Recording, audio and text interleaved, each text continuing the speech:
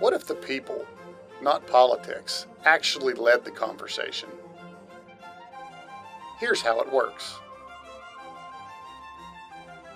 Thousands of residents are randomly selected and invited to participate.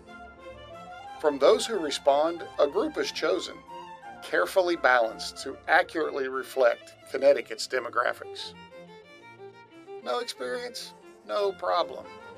Participants hear from experts, ask questions, and get the facts and information necessary to guide the process toward recommendations. Then they talk it out. Real conversations, real perspectives, guided by neutral facilitator.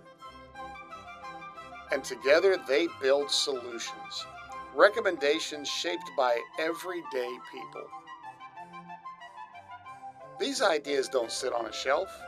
They're designed to inform real policy decisions.